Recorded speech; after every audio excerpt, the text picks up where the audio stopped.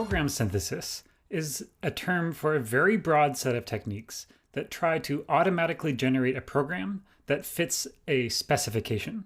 So the idea is you feed in just a specification of what you want the program to do, and you get a program out of the program synthesizer.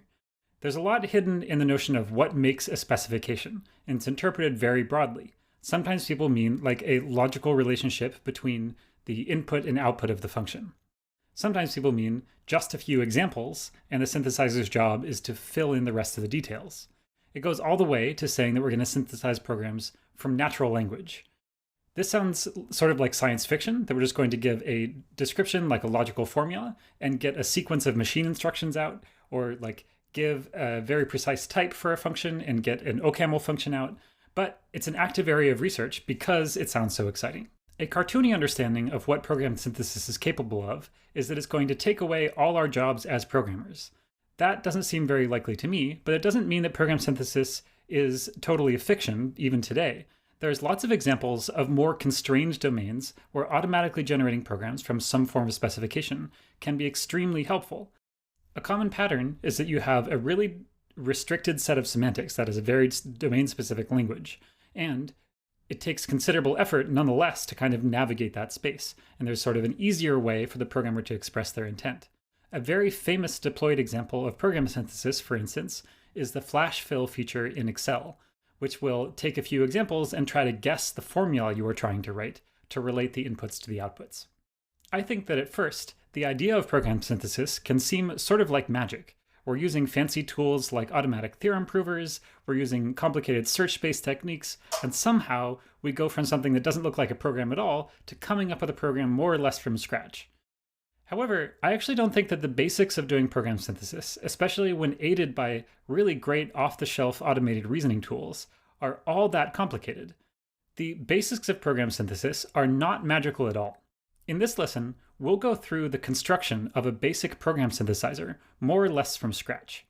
We're going to go through this blog post that I wrote a couple of years ago, entitled Program Synthesis is Possible.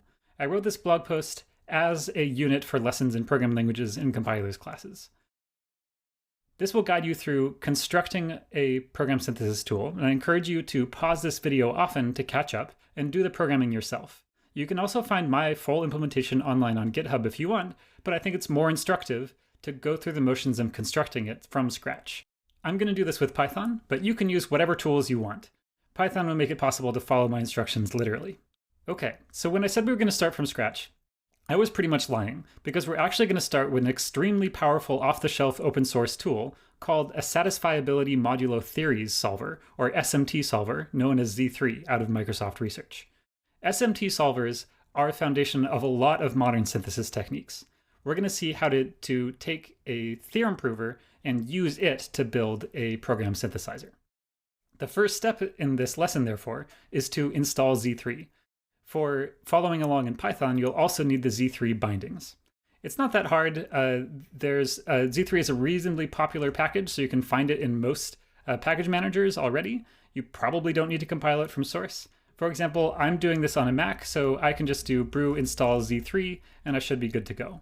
At this point, it should be possible to launch a Python interpreter and type import Z3 without getting an error. And that will give us a convenient interface to using Z3. Z3, like any SMT solver, works by taking in a logical formula and saying whether it's satisfiable or unsatisfiable. It can also, of course, time out, and then we don't get a useful answer. SMT is like SAT, in the sense that we're trying to solve a satisfiability query, but SAT just works on Boolean formulas, where all of the variables can just be true or false. SMT solvers augment a SAT-like framework with Boolean variables and or and implication and stuff, but with something called theories. Theories are domains of variables and the operations of those variables that can be involved in your query. So, for example, you can say that x is greater than y, where x and y are both integers. Or you can say that like a plus b equals c, where a, b, and c are all 32-bit floating point numbers. The integers and the floating point numbers, those are theories that get plugged into a SAT-like framework to make an SMT solver. And it's all those theories that make SMT solvers so useful for reasoning about program semantics. I'm first going to demonstrate to you what SMT solvers, and Z3 in particular, are capable of, just by themselves, just when issuing queries. And to be honest, I'm constantly shocked by the insights that modern SMT solvers are able to come up with relatively quickly. Then the next step will be to see how to take SMT queries and turn them into actual program synthesis. All right, let's get started with just an empty Python program, and I'll type import z3 to get started. The z3 Python bindings have a bunch of convenient operator overloads for writing SMT formulas. The way you get started is by declaring a variable first. So if I say z3.capital_int and I give it a name, this declares an SMT variable named x that is of type int, that uses the integer theory in the z3 SMT solver. Now you can do things like, say, if you just divide this by 7, that doesn't actually do a division. We've overloaded, or Z3's Python bindings have overloaded the division operator to instead say, create me a formula that does a division of the SMT variable x divided by 7. So I can just bind the result of this thing, which again is a formula object, to a variable, and I'll just try printing that out for now. So if I run that, I get the formula x divided by 7 in a completely unsurprising way. I can also, to make this into a Boolean formula that can actually be satisfiable or not, I can use double equals. Again, that's overloaded, and we'll get the formula that is true if for all values of x, when divided by 7 equals 6.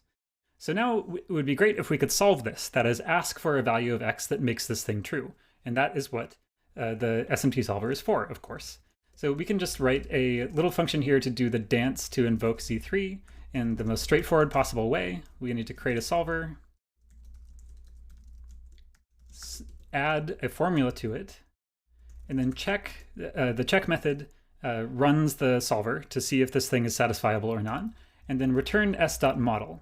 The model is just a name for the valuation of the formula. That is, for a satisfiable formula, when I'm going to hope that all the formulas I feed in here are satisfiable, what are the values of the variables that make it true, that like are sort of a certificate that the formula is satisfiable.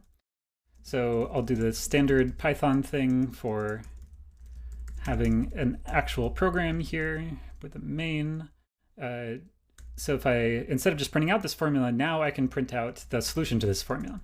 So this will run the solver and get the model and tell me an appropriate value of x.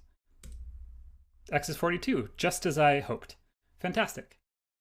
So this, I hope, gives you a view into the power of SMT solvers. You can write these sort of SAT-like logical queries that can be kind of sort of arbitrarily connected with Boolean connectors that do comparisons of actual variables. And you can ask it for valuations of those variables that make them true. For this tutorial, instead of using integers, I'm going to use the theory of bit vectors. Bit vectors are a set of idealized integers that can go off into infinity. Bit vectors are sort of finite representations like we have in actual computers. So instead of using int, we can also do, we can write, for example, that y is a bit vector named y. Here, y is a collection of 8 bits that we can treat as an integer. So for example, we can say y shifted left by 3, which is a thing you can do to bit vectors, equals 40. And we can just, if we want to know what value of y makes that work, we can print the solution to this formula.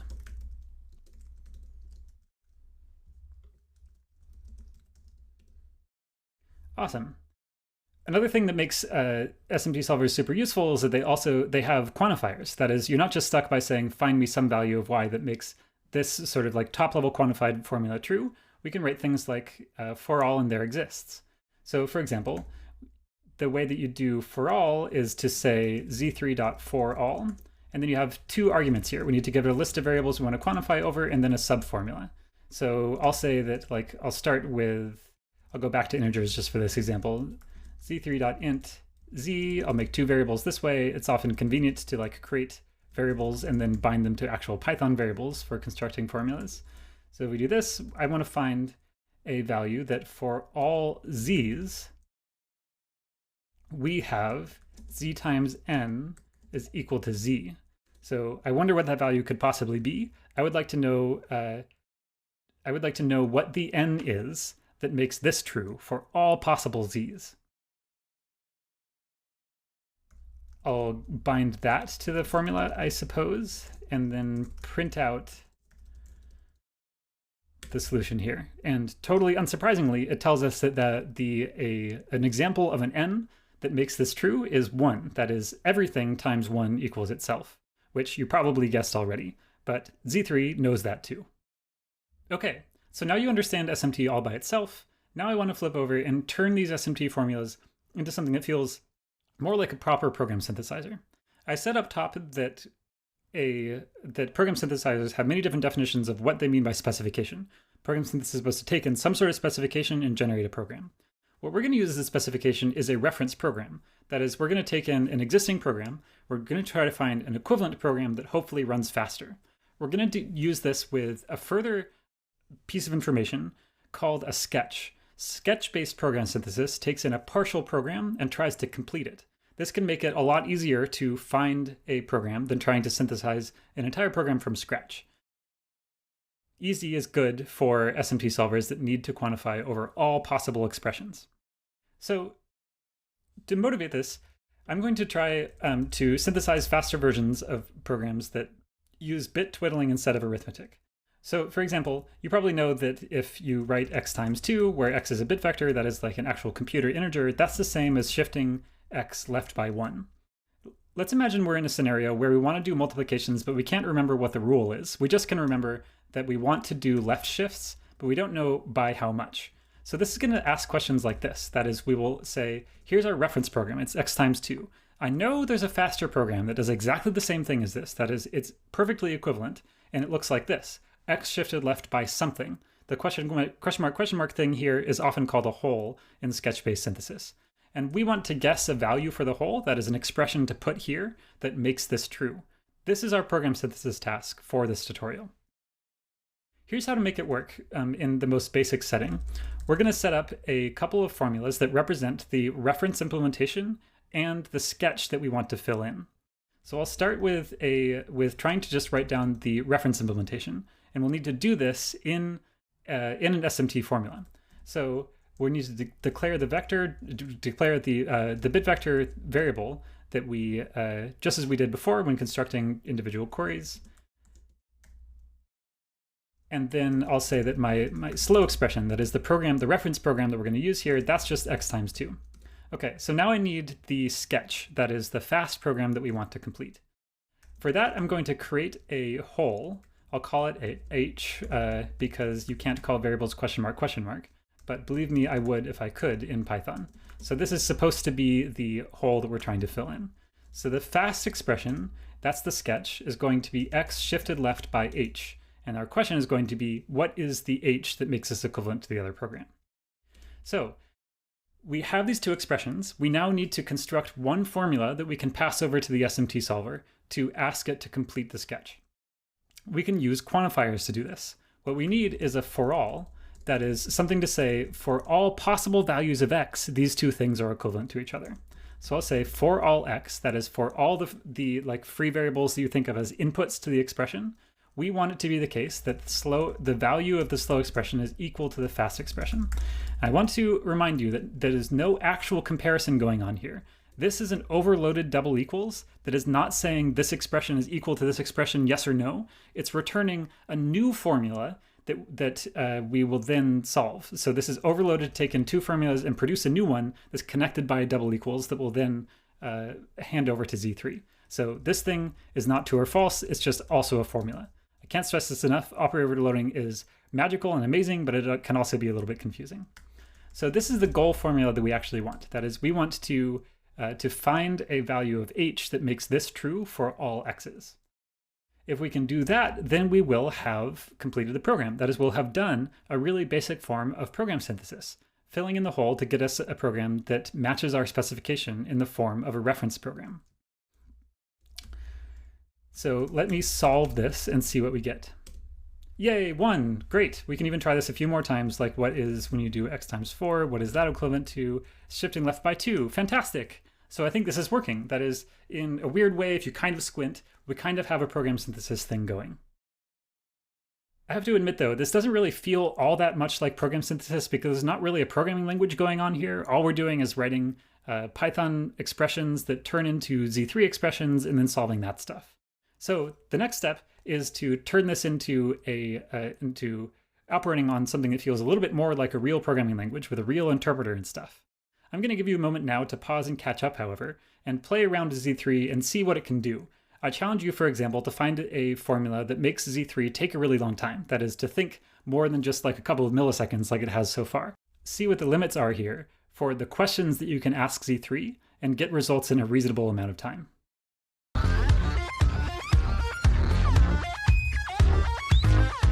So the first step in making this kind of manual manipulation of formulas feel more like we're doing real program synthesis on a real programming language is to have an actual language. And for that, of course, we will need the most fascinating topic in all of compilers, which is a parser. We'll need a parser for the programming language that we're synthesizing. I'm going to fast forward a little bit here. I have a pre-written parser. If you want, you can use the same parsing library that I used called Lark. Lark is pretty cool. It's got like several different parsing algorithms built in, and I find its syntax for defining grammars really straightforward. So here's the grammar that I've pre-written. It looks like this. So we're going to have a grammar that just looks like little arithmetic expressions. So we will have add and subtract and multiply, divide, shift left and shift right. And then I'll have negation. Anyway, just like arithmetic on bit vectors is all that this little tiny language can do. I'll also add in these ifs, that is these ternary expressions. So like an expression, question mark expression, colon, another expression that means if this is non-zero, then use this, otherwise use this. So now that I have a grammar for this, I will change my main down here to use the grammar to parse programs that come from strings. So I can just say like, here's my parser, great, Lark, give it a grammar. Just for example, I'll just say like x times 3, and that whole thing shifted left by y. Great, okay, excellent program. We can print this out, just convince you that my parser is working.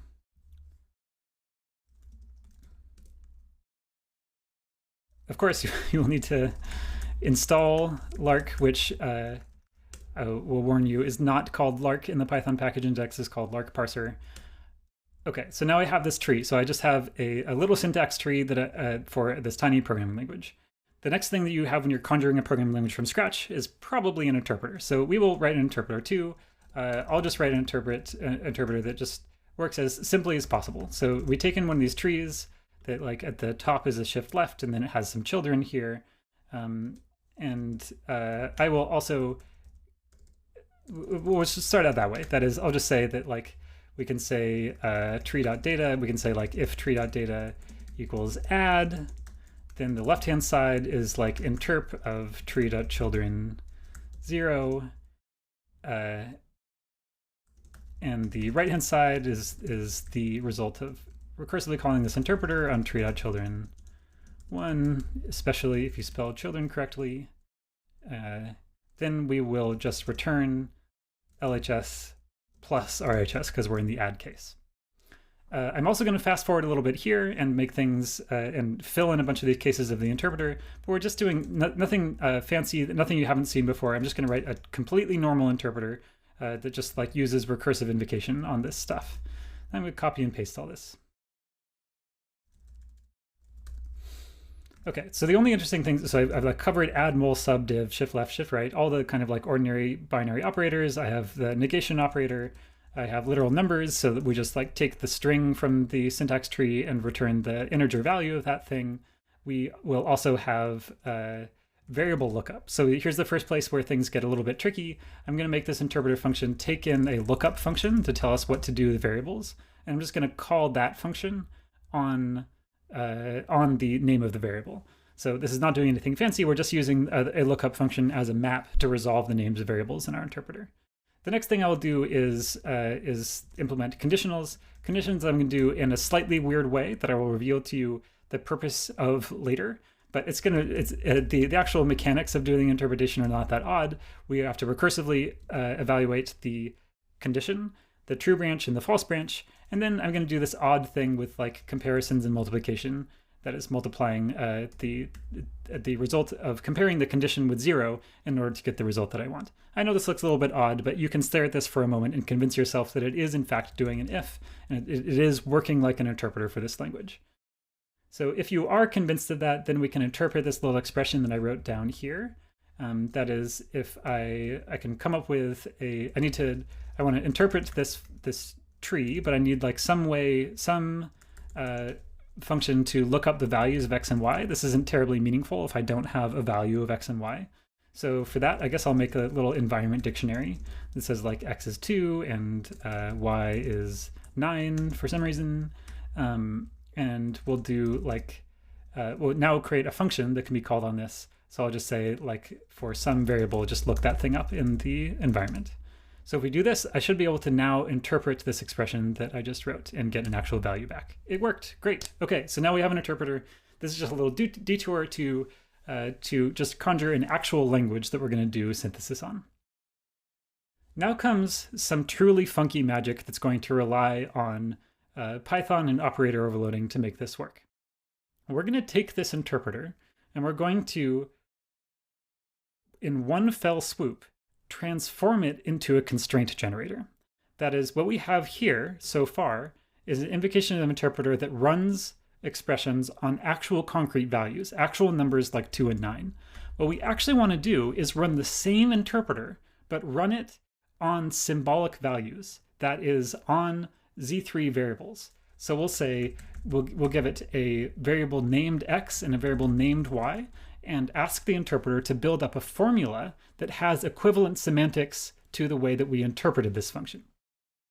So the trick that we need here is that instead of giving an actual environment, we're going to give it a lookup variable that every time you reference a variable, it conjures out of nowhere a Z3 variable that corresponds to that variable in our programming language. So to do that, I'll just say, like, given the name of the variable, I'll just say invoke the Z3 library and say we'll make a bit vector variable there with that name and an 8-bit size. This means that when I feed this variable that comes from the var rule, that is, like, we'll just return that here in the interpreter, then eventually through a recursive call, we'll do something like multiplying or shifting by left, something involving a constant on one side and a variable on the other side. Then, as you saw before, through the magic of operator overloading, this doesn't actually do a shift left by some number. It just creates a new formula that represents a shift left that then we can ship off to Z3 to solve. So if I run this now, we won't get the number 3072. I took out all the actual numbers from the environment down here. Instead, we should get a Z3 formula that represents the semantics of this program for an arbitrary x and y variable. And in fact, we do. It looks like this. It looks exactly like the input, but it means something very different. Now this is a representation of the semantics of the program as an SMT formula. And that's the key. That's what we need in order to do synthesis on this programming language. Is a sort of reinterpretation of the interpreter as a constraint generator.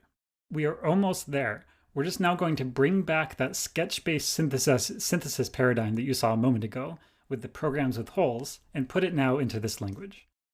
The way that I wanted this to work is I'm going to have have two different programs, both written in the same language, both parsed in the same way. So I'll say that we'll start with a slow program that we want to find a faster implementation of, and I'll say that we'll just do like x times 10 for now.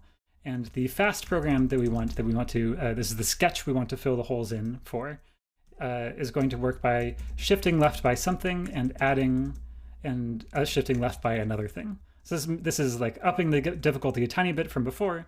It's kind of like hard to remember exactly what you have to like add together, what two different shifts you need to do to get something that's a non-power of 2. Instead of using double question marks, though, to just be able to reuse exactly the same grammar I had before, I'm going to introduce a naming convention that says that anything beginning with an H, that's considered a hole, and that way we can tell these two holes apart from each other. I'll call it H1 for the first hole and H2 for the second hole. That we'll need to use to try to fill in all the like H starting variables in the second program to make it equivalent to the first program. So to do that, I'll just parse both of these things.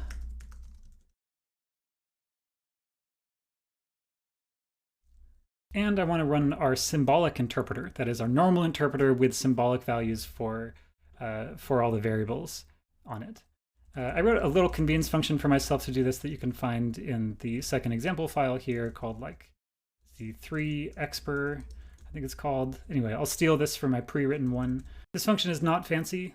It takes in the tree that you want to interpret, and then optionally you can supply existing variables to the interpretation. Otherwise, it just like lazily creates a variable every time it gets referenced for the first time. So this just invokes the interpreter with this special lookup function that does that lazy creation of variables, and then gives you back the set of variables that were used with the new ones that were added by lazily adding variables from the expression. So we can do that. So we can just say z3exper on both of these things. And we should have the two programs that we want to make equivalent. The next step is just a little bit of trickery to pull out the holes from these things. That is, we'll get the variables here, then I'll call those like the variables for program 1, and then like feed variables 1 into here, and I'll get variables 2 out with the updated stuff. So what I want is the variables without all the holes. So I want like x in this example, or y if we use it, but not h1 and h2. So for that, I'll just do a little bit of Python trickery to construct a dictionary.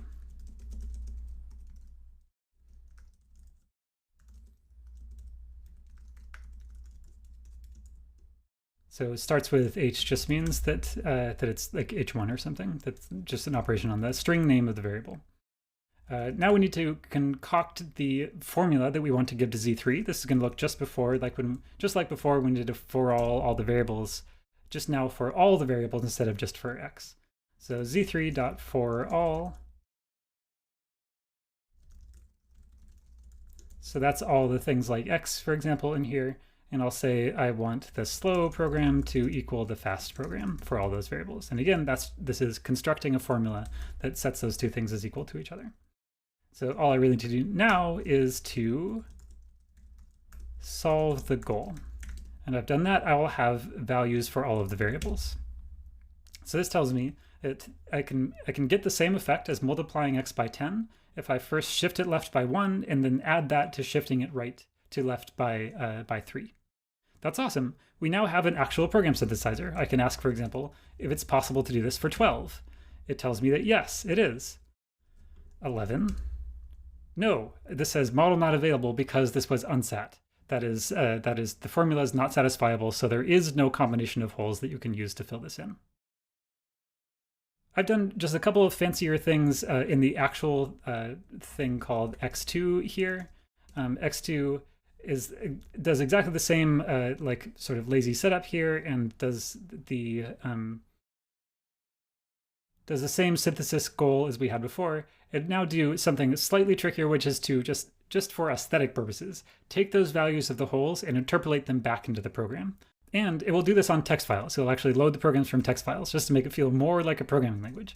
So if you look, for example, in the sketches directory in my GitHub repository, there's a bunch of files that look like this. That have the slow program and the fast program with holes in it on just two separate lines, and then we can just run example 2 on some of these things. So I can say sketches s1, for instance. I forgot that this needs a less than. So this will say that if you want x times 8 and you want to fit that into an x shift left by something, you can shift that left by 3 and it interpolates it back into the program. Let's try it a few more. Sketches s2. This is the one we just saw, so I won't even run it. S3. This one's a little bit more interesting. It's here in the examples directory in order to make a point. That point is that so far we've done something that feels like kind of synthesis, sort of, in the sense that all we're doing is synthesizing constants to go into variables. That is, we're asking for actual bit vector values that can go into a given hole. That doesn't really feel like generating a program, though. It's sort of generating a program, but really it's just generating the constants for a program. So how do we get to generating like entire expressions? And here's the trick to doing that. we actually don't need to change our synthesis engine at all because it already has support for conditionals for those ternary expressions. So for example, if we want to do a less constrained version of this sketching where we don't know whether we want to multiply by a variable or by a constant, we can just express that as a condition. That is, think of this entire parenthesized expression as kind of a meta hole. That is, in the actual system, you would just ask programmers to write down something like x times question mark, and you'd expand that automatically to this Boolean expression. This Boolean expression says, I'm not sure whether I want the variable x, that is a reference to a variable that already exists, or a constant in order to get there. That is, you choose for me by choosing the first hole which kind of expression to use. And then, depending on the kind of expression, there may be additional holes that you need to fill in to make this work.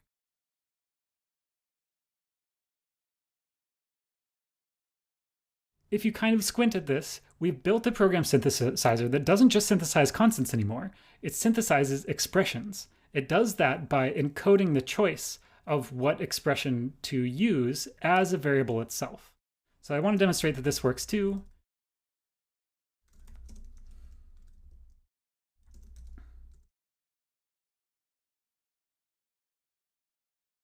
And indeed it does. This has selected that we need to multiply x by x. To make this even more interesting, now we can, I'm taking that idea of like using meta holes to its logical conclusion. So this is saying that like I want to do x times 9, and I think that I have to do that with a x shifted left by something plus something. So I know that I need to sort of like offset by something else. But in both cases, I'm going to pretend that I don't know what kind of expression at all that I want. Here I'm using a really simple ternary expression that just selects again between variables and constants. So here's the Boolean hole that chooses what to do in each of those locations, and then that can choose whether to use x, that is a reference to an existing variable, or synthesize a constant.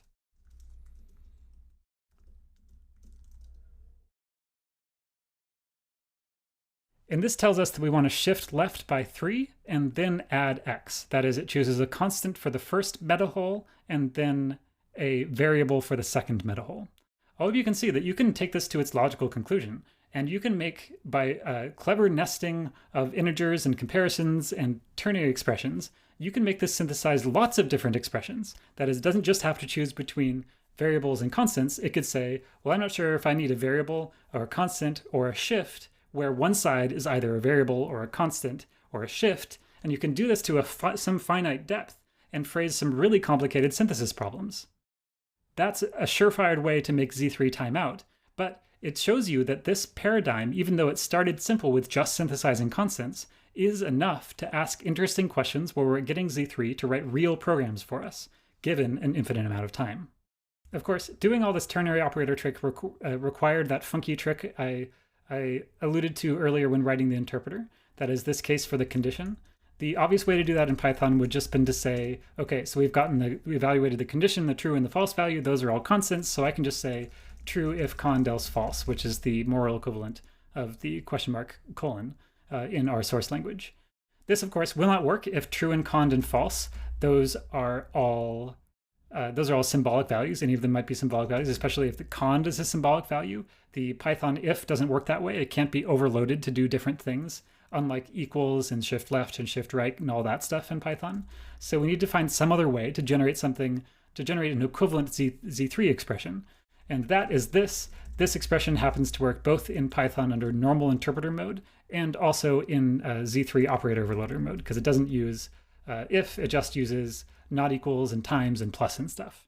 So that's how I sort of snuck in a case in the interpreter that worked in the normal interpreter mode and then also happened to work in the symbolic interpreter mode. But once you do that, you kind of have a pretty general program synthesizer. As you make more and more complicated meta holes, you can make more and more complicated synthesis problems. So your task for this lesson is to start with this paradigm and follow the tutorial, get yourself up and running with a real program synthesizer like this one, and then make it more interesting. It's totally open-ended. You can add whatever feature you want. There is, as usual, no need to spend a huge amount of time on this, but I'm interested in what you come up with to make this language more expressive. I'm also interested in where you start to run into scalability issues. That is, dealing with complex programs and large programs is the hard part of program synthesis. And it's what a lot of the literature is about, letting these techniques that work on small examples scale up to real complicated programs that programmers actually want to synthesize in the real world. Good luck and have fun synthesizing.